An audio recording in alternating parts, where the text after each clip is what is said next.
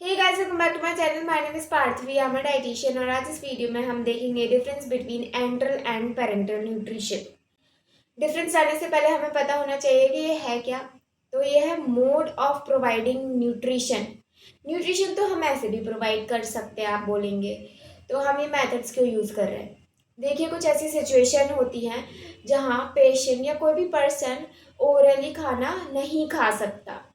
क्यों? जैसे कि उसकी सर्जरी होनी है या सर्जरी हुई है, किसी को माउथ कैंसर है, या फिर पेशेंट अनकॉन्शियस है, वेंटिलेटर पे है। ऐसी कंडीशंस में वो कॉन्शियस होके प्रॉपर फूड इंजेस्ट करके स्वॉलो नहीं कर सकता, मैस्टिकेट नहीं कर सकता।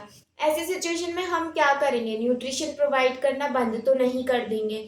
न्यूट्रिशन तो कैरी ऑन होना ही चाहिए, लाइफ सस्टेनिंग प्रोसेस है। तो हम ऐसी सिचुएशन में कुछ मेथड्स यूज़ करते हैं जिससे पेशेंट को फिर भी खाना जाता रहे। खाना कैसे जाता रहे? लिक्विड फॉर्म में। तो ये जो दो मोड्स ऑफ फीडिंग है वो है एंट्रल एंड पेरेंट्रल न्यूट्रिशन। सबसे पहले हम बात करते हैं एंट्रल न्यूट्रिशन की। एंट्रल न्यूट्रिशन क्या होता है? एंट्रल न्यूट्रिशन वो होता है जो हम डायरेक्टली गैस्ट्रोइंटेस्टाइनल ट्रैक्ट में देते हैं। दैट इज, जब आपका माउथ काम नहीं कर रहा होता है तो थ्रू वेरियस वेज हम ट्यूब्स डालते हैं। ट्यूब नेजोगैस्ट्रिक ट्यूब भी हो सकती है, जैसे नोज के थ्रू हम कोई ट्यूब डाल रहे हैं, या सर्जिकल प्रोसीजर के थ्रू भी ट्यूब फिक्स कर दी जाती है आपके एब्डोमेन में, जहाँ से आपको न्यूट्रिशन प्रोवाइड किया जाता है लिक्विड फॉर्म में। तो एंटरल न्यूट्रिशन क्या हुआ कि क्योंकि कोई इंसान है जो मुंह से खाना नहीं खा पा रहा है या अनकॉन्शियस है, तो हम ट्यूब डाल देंगे। अब ट्यूब हम नोज के थ्रू भी डाल सकते हैं और एब्डोमेन के थ्रू भी डाल सकते हैं। इस तो मेन उद्देश्य बस हमारा ये है कि पेट में, दैट इज स्टमक में या इंटेस्टाइन के कोई भी पार्ट, जैसे कि डुओडेनम या जिजनम, इन दोनों में से किसी एक में, तो हमें न्यूट्रिशन प्रोवाइड करना है कि वहाँ पर डाइजेशन भी हो जाए और न्यूट्रिएंट्स का एब्जॉर्प्शन भी हो जाए, जिससे पेशेंट को न्यूट्रिशन मिले। ये मेन उद्देश्य होता है। अब होता क्या है कि इसके कुछ टाइप्स होते हैं डिपेंडिंग ऑन कि हम किस तरीके से और कौन कहाँ पर ट्यूब यूज़ कर रहे हैं।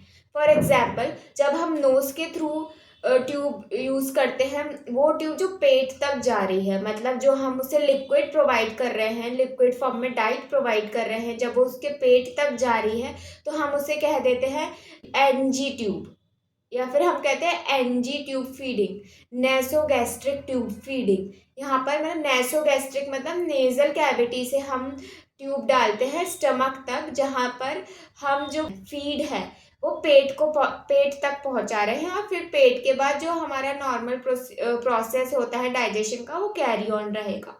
अब कुछ सिचुएशन ऐसी भी होती है जहाँ हम पेशेंट के इंटेस्टाइन में डायरेक्टली ट्यूब डालते हैं और स्टमक को बाईपास कर देते हैं, एज इन स्टमक के होते हुए इंटेस्टाइन में डालते हैं, स्टमक में फीड नहीं जाएगा।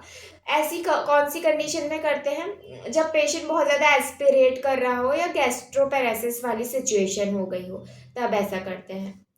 नाउ ये नेसोगैस्ट्रिक ट्यूब या फिर नेसोजेजिनल या नेसोड्यूओडेनल ट्यूब, ये जो ट्यूब्स हैं ये आपके नेजल कैविटी से होते हुए जाती हैं, जिससे प्रॉपर न्यूट्रिशन मिल जाए बेसिकली। चलो अब एंटरल न्यूट्रिशन को जल्दी से समराइज कर लेते हैं। मैंने इसका फर्स्ट पार्ट बता दिया है, जो है इसका पहला टाइप की नेसोगैस्ट्रिक ट्यूब या नेसोजेजिनल और नेसोडुओडेनल ट्यूब। अब इसका सेकंड टाइप वो होता है जहाँ हम नेजल कैविटी के थ्रू यहाँ से ट्यूब इंसर्ट नहीं कर रहे हैं, हम या तो किसी सर्जिकल प्रोसीजर के थ्रू या फिर एंडोस्कोप यूज़ करके डायरेक्ट एब्डोमेन में, यहाँ पे एक पिक्चर शो की गई है उससे आप समझ जाएगा कि डायरेक्ट एब्डोमेन में ट्यूब इंसर्ट या प्लेसमेंट ट्यूब का कर देते हैं और आपकी फीडिंग अब वहीं से ही चलेगी। तो अब जब हम एब्डोमेन में ट्यूब प्लेस करके फीडिंग प्रोवाइड कर रहे हैं तो इसके 2-3 टाइप्स आ जाते हैं डिपेंडिंग ऑन कैसे प्लेस किया है। जब हम सर्जरी का यूज़ करते हैं तो हम उसे जी ट्यूब्स कह देते हैं, दैट इज गैस्ट्रोस्टोमी ट्यूब या जेजिनोस्टोमी ट्यूब, डिपेंडिंग ऑन हम स्टमक में फीड दे रहे, इंसर्ट कर रहे हैं या प्लेस कर रहे हैं, या फिर इंटेस्टाइन में। फिर दूसरा टाइप हो जाएगा पैग ट्यूब्स, जिसे हम कहते हैं परक्यूटेनियस एंडोस्कोपी गैस्ट्रोस्टोमी ट्यूब, जो लेस इन्वेसिव प्रोसीजर होता है। डिफरेंस बस यही होता है कि यहाँ पे हम एंडोस्कोप यूज़ करते हैं प्लेसमेंट के लिए and it is less invasive. फिर एक बटन गैस्ट्रोस्टोमी ट्यूब है, जिसमें बस डिफरेंस ये है कि जो उसका फीडिंग एक्सटेंशन होता है वो डिटैचेबल होता है। बट अब कभी कभी ऐसी सिचुएशन आ जाती है जहाँ हमारा डाइजेस्टिव ट्रैक्ट वर्क नहीं कर रहा। इस सिचुएशन में हम क्या करेंगे?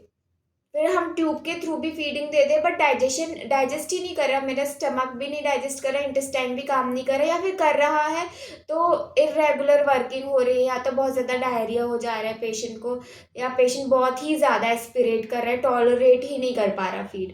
इस कंडीशन में क्या करेंगे? तो इस कंडीशन में हम हेल्प लेते हैं पेरेंट्रल न्यूट्रिशन की। पेरेंट्रल न्यूट्रिशन की फीड पूरी ही डिफरेंट हो जाती है। अब पेरेंट्रल न्यूट्रिशन के बारे में मैं आपको नेक्स्ट वीडियो में बताऊंगी। तब मैं एक टेबल भी प्रोवाइड करूंगी जिस टेबल में डिफरेंस दिया गया होगा एंट्रल और पेरेंटल न्यूट्रिशन के बीच में। तो अगर आपको फर्दर पेरेंटल न्यूट्रिशन के बारे में जानना है और डिफरेंस जानना है तो stay tuned and see you in another video. Thanks for watching.